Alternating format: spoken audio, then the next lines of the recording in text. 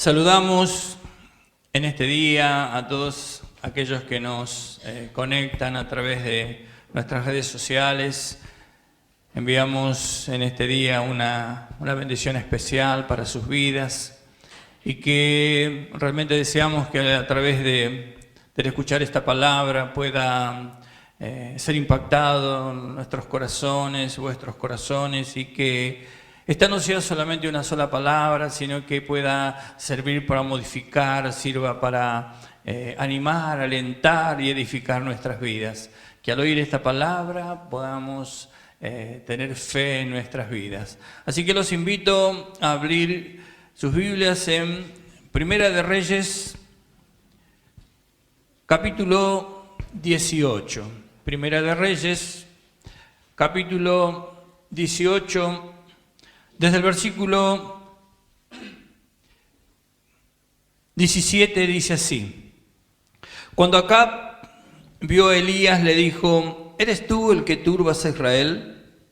Y él respondió: Yo no he turbado a Israel, sino tú y la casa de tu padre, dejando los mandamientos de Jehová y siguiendo a los Baales.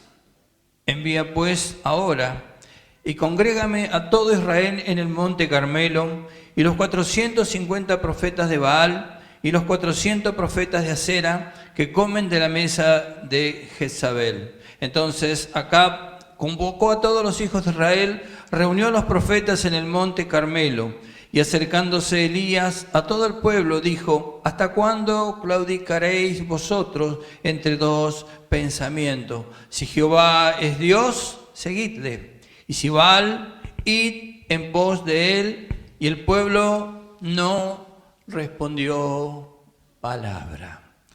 Oremos, querido Dios, que al compartir este tiempo, esta palabra, tú me des el denuedo, la capacidad de poder entrar en la revelación de tu palabra, Señor, y que esta palabra pueda enmarcar nuestras vidas, nuestros corazones, y que en esta mañana, en este día, Señor, al oír esta palabra, fe venga sobre nuestras vidas. Muchas gracias te damos en el nombre de Jesús. Amén y amén. ¿Sabe? En esta porción que leímos de Reyes nos encontramos con algunos personajes, y si tomamos algunos versículos antes, un capítulo antes, podríamos decir ahí en el capítulo 16, vamos a contar un poco la historia del rey Acab. El rey Acab, según este relato de Primera de Reyes, capítulo 16, versículo 29 en adelante, habla acerca del reinado de Acab y cómo este rey, que fue el séptimo rey en lo que es el pueblo de Israel, fue allí levantado como el séptimo rey de Israel. Pero vemos que este rey se casó con Jezabel. Y Jezabel era una sacerdotisa pagana que adoraba a Acera y a los Baales. Y vemos que a continuación dice este relato de que Acab hizo lo malo delante de Dios. Y pensaba qué importante que es, o qué influencia tiene aquello con lo cual nosotros nos asociamos. Y este rey que fue puesto para gobernar, para reinar sobre el pueblo de Dios, el hecho de haberse casado allí con una mujer pagana, una mujer que tenía otros dioses, fue arrastrado, podemos decir, fue llevado a alejarse de la voluntad, de los mandamientos de Dios. Y dice que Acab construyó altares a esos dioses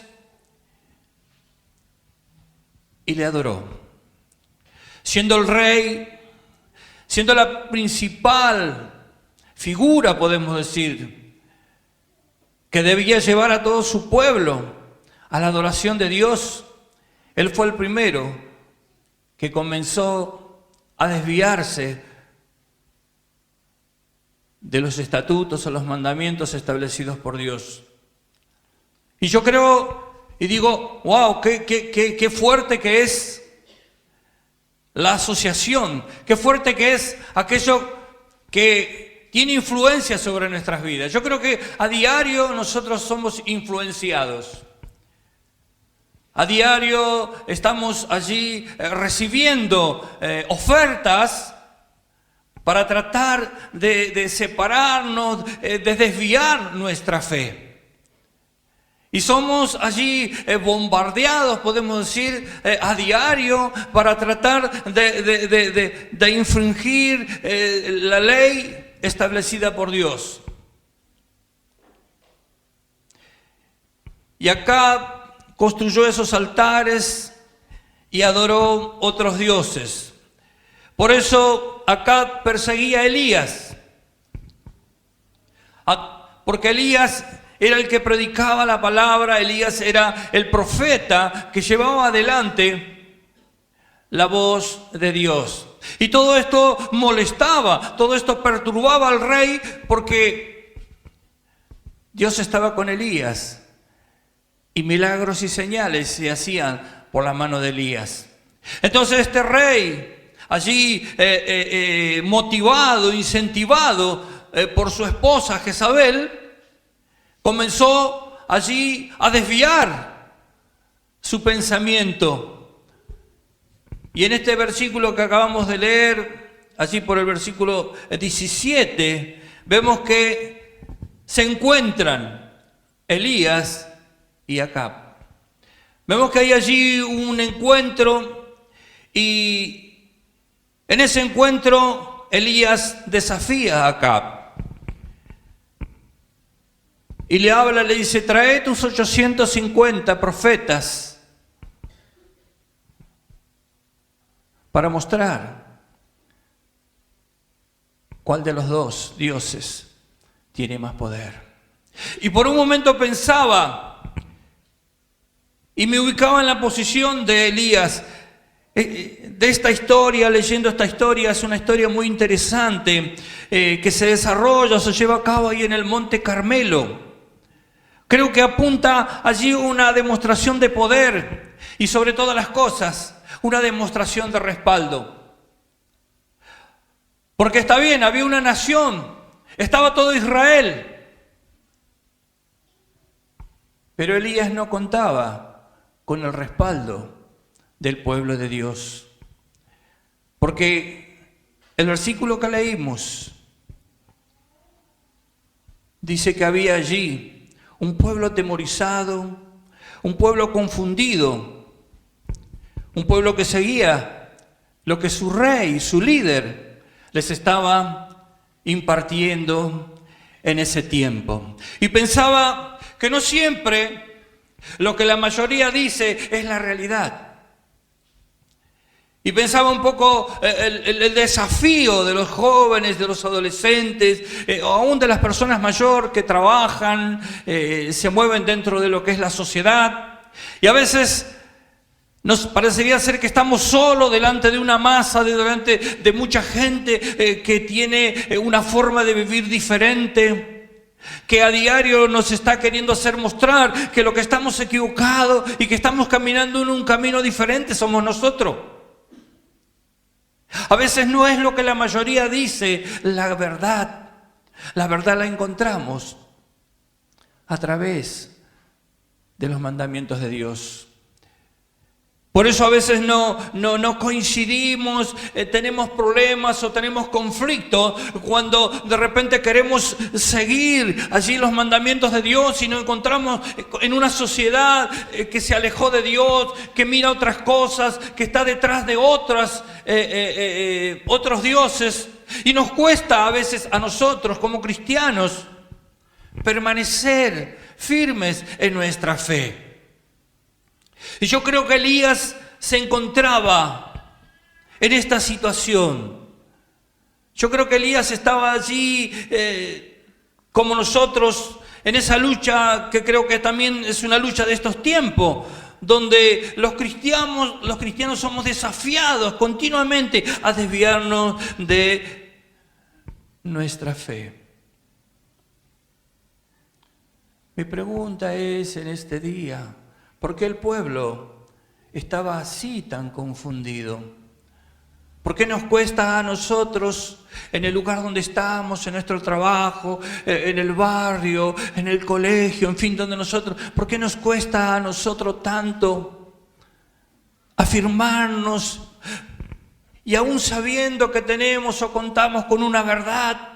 Nos cuesta a veces que esa verdad se haga luz, que podamos confesar esa verdad, aunque nosotros sabemos que estamos haciendo lo correcto, pero nos cuesta mucho mantenernos sobre esa verdad. Y a veces somos arrastrados a hacer cosas que no agradan a Dios. Y Elías desafía a estos 850 profetas. Y como no lograron nada, le tocó el turno a Elías. Y lo primero que hace Elías, en versículo 30 de este capítulo 18, dice que entonces dijo Elías a todo el pueblo: acercaos a mí. Y todo el pueblo se le acercó, y él arregló el altar de Jehová, que estaba arruinado. Antes de que se produzca el milagro, antes de que invocara a Dios, antes de que Elías hiciera aquello y tomara ese desafío, y antes de dirigirse a Dios, lo primero que hizo fue hablar con el pueblo. Y lo segundo que hizo, como dice esta palabra, arregló el altar que estaba arruinado. Y yo creo que esta confusión de lo que estaba pasando al pueblo era porque su altar estaba, como dice esta palabra, no estaba en condiciones, estaba arruinado. Y luego que Elías hizo los preparativos necesarios, invocó a Dios, ¿y qué pasó? Este respondió. A todos aquellos que están esperando un milagro de parte de Dios, a todos aquellos que están clamando y no tienen respuesta, yo te animo en este día a que revises tu altar. Y hasta que tu altar no esté en condiciones, Dios no responderá al clamor nuestro en este día. ¿Sabe? Cuando hay un corazón dividido, compartido, y el Señor no es el centro, no es el que está señoreando en nuestra vida, tendremos una vida de confusión. Cuando tú tienes un corazón dividido, cuando hablamos de altar, hablamos del corazón. Cuando tú tienes un corazón dividido, cuando tu pensamiento es compartido, cuando te gustan las cosas del mundo, te gustan las cosas de Dios, y estás allí luchando a diario, y a veces cedes un poco, y a veces venís al Señor y te das cuenta que no querés de esto, pero sí querés de esto, pero vemos que te atrapa y te fascinan las cosas del mundo. A esto es lo que yo llamo un corazón compartido. Y así es como estaba el pueblo de Israel. Había confusión. Y Elías pudo ver eso. Elías no tuvo temor. Elías podía haber dicho: wow, son mucha gente y yo estoy solo. Pero Elías entendía que Dios estaba con él. Que pase lo que pase, Dios le iba a respaldar. Pero para que el milagro se produzca, para que suceda algo sobrenatural, Elías sabía que tenía que arreglar el altar. Y había que arreglar ese altar. Y que cuando el altar fuese arreglado, Dios iba a responder. En este día, a todos aquellos que escuchan esta palabra, yo te desafío a revisar tu altar, a que mires tu altar. ¿Quién es tu Señor? ¿Cuáles son tus prioridades? No hay opción. Arregla tu altar, destruye los ídolos que están ocupando el primer lugar, en vez de que Dios esté ocupando el primer lugar. Y luego que arreglas tu altar, prepárate para tu milagro. Porque así como Dios escuchó a Elías, también te escuchará a ti. Elías estaba solo, en medio de mucha gente confundida, pero Elías sabía que si hacía las cosas bien, que si su altar estaba correctamente posicionado, Dios iba a respaldar. Y a Elías no le importó tanta cantidad, no eran cualquier persona, no era un ejército cualquiera, dice que eran profetas. Aún así Elías se atrevió a pararse delante de estas personas, invocar a Dios y saber que Dios tenía allí un respaldo sobre la vida de Elías. La Biblia dice que Elías era un hombre sujeto a pasiones. Vale decir que como vos, como yo, como los que se están en este día escuchando, mirando esta palabra. Usted podría decir, pero era el profeta Elías. Pero dice que el profeta Elías tenía sus cosas. Pero lo importante es que Elías tenía su altar arreglado. Y eso es lo que marcaba la diferencia. Si hay confusión, es porque tu altar está dividido. Hoy hay muchos profetas allí afuera invocando a sus dioses, pero tú no eres cualquier cosa, tú eres el Hijo de Dios, Él te adoptó. ¿Y sabes qué? Él te va a respaldar. No tengas miedo ni tengas temor de todo lo que venga en contra de tu vida, por más muchos que sean. Dios está contigo.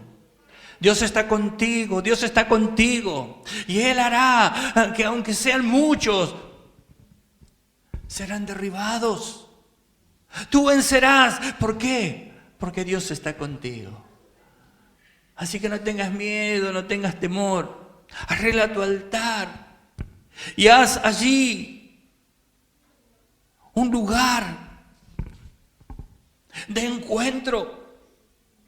Arregla tu corazón, arregla tu altar y haz de ese lugar un encuentro, un lugar de presencia de Dios, un lugar de adoración, un lugar de revelación, donde Dios pueda revelarte, hablarte acerca de estrategias, cómo ganar, cómo salir, cómo proyectarte,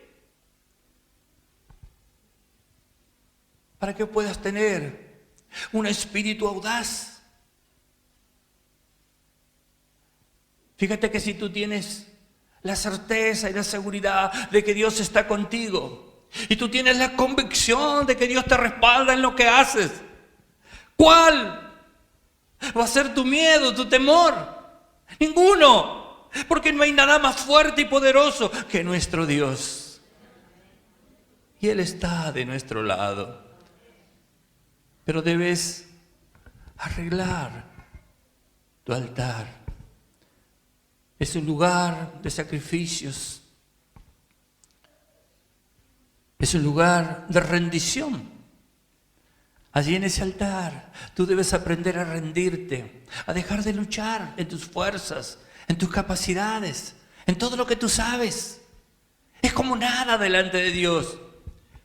¿Cuántas veces nosotros venimos con conceptos y preconceptos y todo lo que hemos aprendido en esta vida?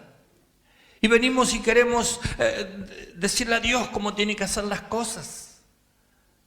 Hasta le indicamos, Señor, tú tienes que hacer un milagro de esta manera. Y Dios se mueve a su manera y en sus tiempos y en sus formas. Él lo hace como quiere y cuando quiere y en el tiempo que Él quiere. Él no llega antes, pero tampoco llega tarde.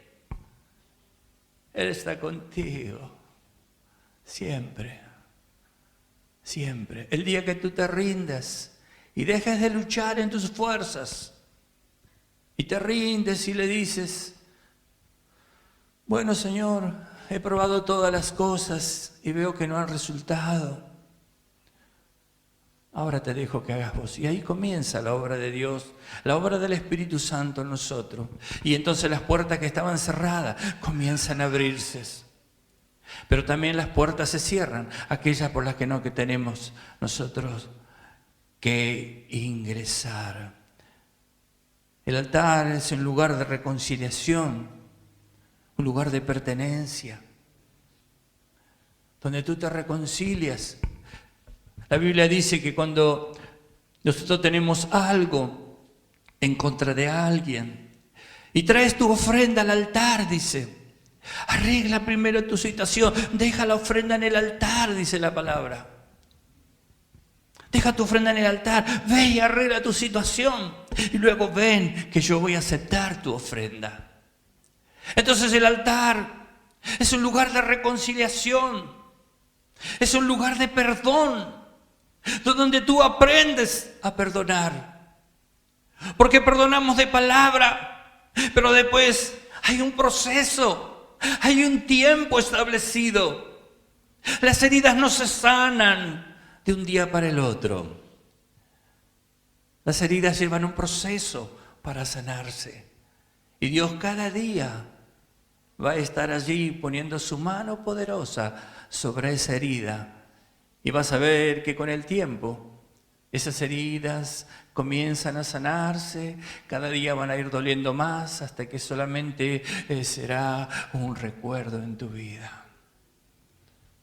Debes aprender, debes animarte a acercarte a ese altar, venir a ese altar, porque allí hay reconciliación, hay pertenencia, hay perdón, hay comunión.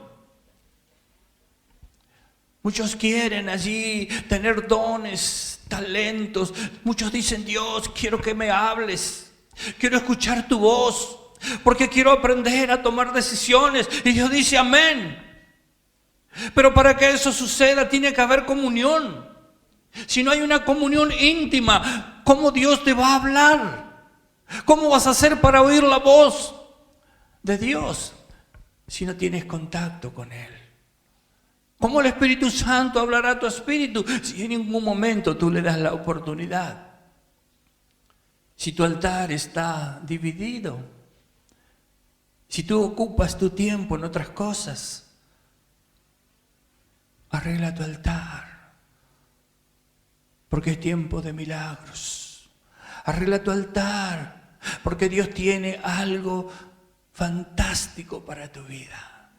Arregla tu altar, porque es tiempo de no dudar, sino tiempo de tener certeza, tener convicción. Arregla tu altar, porque es voluntad de Dios. El altar es un lugar de alabanza, un lugar de reverencia, un lugar de intimidad, donde tú puedes acercarte y venir a ese altar allí y saber que todo lo que tú dices, Dios está escuchando. Dios te está atendiendo. El altar hace que tú nunca, jamás te sientas solo ni sola. Cuando tú vienes a tu altar allí y tú hablas con Él, Dios va a responder. Él te va a contestar, Él te va a ayudar en las cosas que no podés. Pero Dios no habita, Dios no visita un altar desordenado. Fíjese que cuando encontramos en Génesis que dice que la tierra estaba desordenada y vacía, y el Espíritu dice que no descendía, sino que andaba sobre. ¿Por qué no descendía? Porque había desorden. Y antes de que el Señor hiciera el milagro de acomodar, de reordenar todo lo que fue su creación, lo primero que hizo fue allí poner las cosas en su lugar. Dios es un Dios de orden. Así que Dios primero ordenó todo lo que estaba desordenado. Pero no dice solamente que estaba desordenado, dice que estaba vacío. Es que cuando hay desorden, nada prevalece, nada queda. Si Dios te bendice en tu desorden, tú lo pierdes. Y llegará un día en que te sentirás vacío, te sentirás vacía. Ya esa presencia de Dios parecerá que se ha alejado de ti.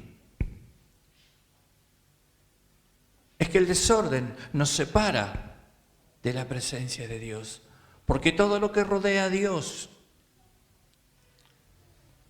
no solo es santo, sino que es ordenado. Por eso la palabra de Dios nos motiva, dice, cuida, guarda tu corazón, porque de él mana la vida. Debes cuidar tu corazón, debes cuidar tu altar, debes entronar a Dios y poner a Dios en primer lugar, para que puedas allí recibir esa visitación, para poder tener acceso a lo sobrenatural, porque si no serán tus fuerzas, si no te encontrarás como este pueblo, un pueblo escogido, un pueblo preparado. Estaba confundido porque su altar estaba dividido. Por eso dice, de la abundancia del corazón habla la boca. De aquello que se ha formado en tu corazón, de aquello en cual tú le has alimentado. Lo que tienes mejor entrenado en ti es lo que prevalecerá. Si tú vas a un buen gimnasio, sin duda tendrás y tienes una rutina de alimentos y de comida, tú vas a tener un cuerpo saludable, una salud envidiable. Pero si tú quieres tener autoridad y poder en el mundo espiritual, en el mundo sobrenatural, en lo que Dios ha creado para ti, necesitas entrenar tu espíritu. Necesitas prepararte en las cosas de Dios. Así como si de repente tú quieres afirmarte en lo que es el conocimiento y capacidad de los talentos. Bueno, literalmente puedes prepararte a través de un buen libro, una buena lectura. Pero el espíritu, nuestro espíritu, necesita la obra del Espíritu Santo para poder resistir todo aquello que viene en contra de nuestras vidas. Necesitamos entrenar nuestro espíritu para estar preparado, para estar allí habitando en los lugares que Dios preparó de bendición para nosotros. Si no, seremos fácilmente engañados. Si no, seremos así como este pueblo, un pueblo escogido, pero un pueblo confundido. Por eso Elías se presenta y le dice, bueno, aquí en este versículo 21, dice, acercándose Elías a todo el pueblo, dijo, ¿hasta cuándo claudicaréis vosotros entre dos pensamientos? Si Jehová es Dios, seguidle, y si Baal, id en pos de él. ¿Y qué pasó? El pueblo dice que no respondía palabra. La confusión que había en ellos, que no sabían dónde seguir, era porque su altar estaba arruinado. No era el altar que Dios necesitaba para poder habitar. Arregla tu altar. Solo tú eres el administrador, tú eres el guardián de tu corazón. No dejes entrar cosas que van a afectar tu vida, porque dice que de la abundancia de ese corazón, de la abundancia de lo que hay en ese altar, es lo que en definitiva terminará hablando la boca.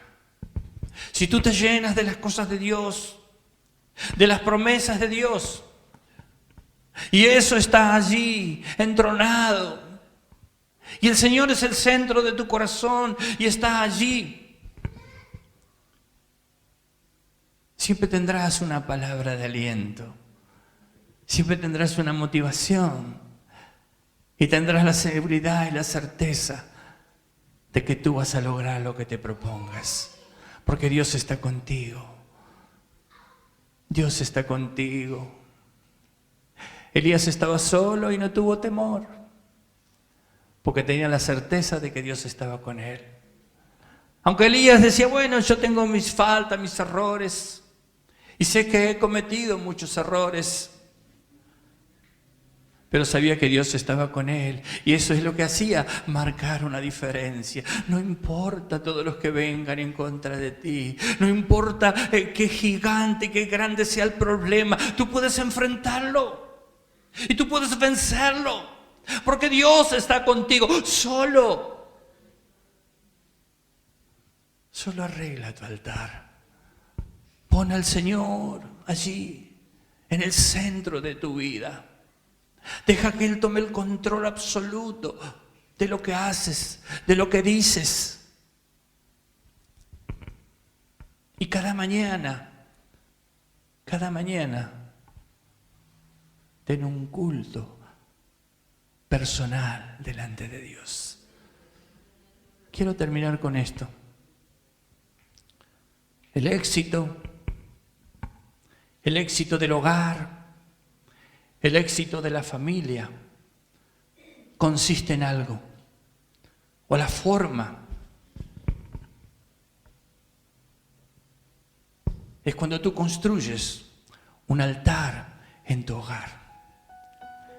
Anímate, lleva al Señor a tu hogar, a tu casa, haz un altar en tu hogar y toma un tiempo en tu casa, en tu hogar, para adorarle, para llenar allí de alabanza, de oración, No importa el tiempo, no importa la cantidad del tiempo, lo que importa es la calidad de ese tiempo que le das.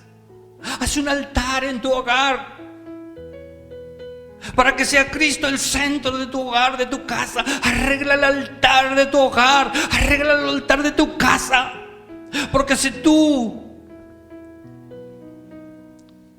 no pones al Señor en primer lugar en tu casa, vivirás como esta gente que eran hijos de Dios, pero vivían confundidos, porque tenían un corazón que no sabían a dónde ir o dónde ponerlo. Si quieren seguir a Dios, sigan a Dios. Si quieren seguir a los Baales, sigan a los Baales, a otros dioses. Deja que Dios tome el control absoluto de tu hogar, de tu vida, y verás cómo tendrás una familia bendecida.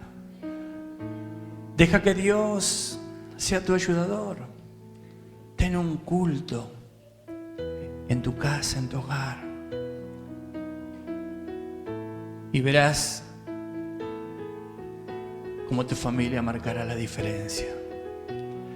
No estoy hablando de una diferencia de vestir, ni de hablar, ni siquiera de vivir. Una diferencia que marcará un rumbo. Sé protagonista, sé alguien a imitar, sé provocador de un cambio. No te encierres en vivir como viven los demás, porque Dios te llamó a ser un pueblo diferente, a ser un pueblo apartado. No importa todo lo que Elías estaba parado allí en el medio, en ese monte, y Elías por un lado veía el poder. No se trataba de cualquier cosa, era el rey que lo perseguía, y el rey tenía mucha gente. y miró para atrás y miró para un costado. Y aquellos que lo tenían que respaldar estaban confundidos. No sabían si de repente respaldar a Elías o respaldar al rey. Aún así, Elías no tuvo temor.